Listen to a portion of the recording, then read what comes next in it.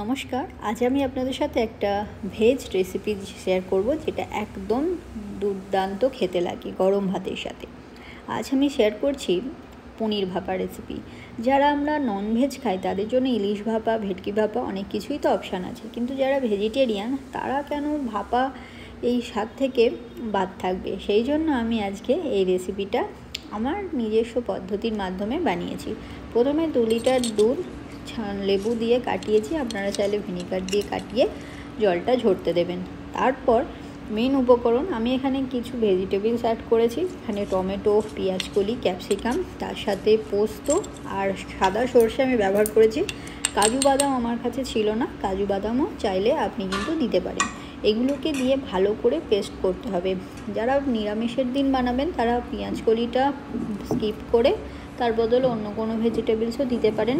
আমি এখানে শিলনোড়ায় বেটে নিয়েছি, কারণ এই ভাপা বাটা এই জিনিসগুলো আগেকার দিনে শিলনোড়ায় করা হতো। এর কিন্তু একটা আলাদাই টেস্ট থাকে। আর আপনারা চাইলে মিক্সার গ্রাইন্ডারেও করে নিতে পারেন। ভালো করে মিহি করে পেস্ট করে নিলে যখন আপনি ছানাটার সাথে দিয়ে কলা পাতায় মুড়ে ভাপাতে দেবেন, একটা অন্য রকম অ্যারোমা কিন্তু আসে, খেতে কিন্তু দুর্ধর্ষ হয়। এই রকম ঠিক একটা পেস্ট কিন্তু বানিয়ে নিতে হবে। একটু একটু গোটা গোটা থাকবে সর্ষে, আর একটা অসাধারণ ঝাঁঝ আপনি কিন্তু রিয়েলাইজ করবেন যখন বাটবেন। ভাপা মানেই কিন্তু জিভে জল আনার মতো। এখানে আমি রেডি করে নিয়েছি ছানাটা, জল ঝরিয়ে এরকম একটুখানি ঠিক হয়ে গেছে। এটাকে হাতে করে ভেঙে নিচ্ছি। একদম মিহি করে চটকে নিতে হবে, যেন ছানার মধ্যে প্রত্যেকটা ফ্লেভার আলাদা আলাদা করে পৌঁছে যায়।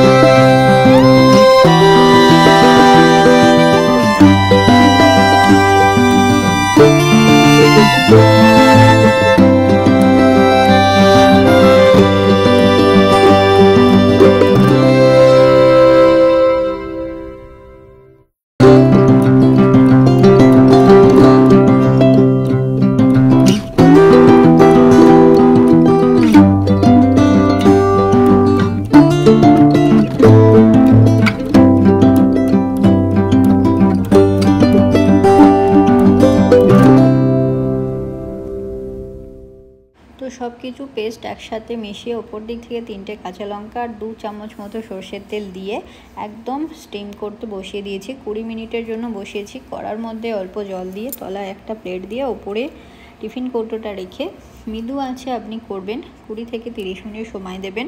কম আঁচে করলে খেতে কিন্তু ভীষণ ভালো হয়।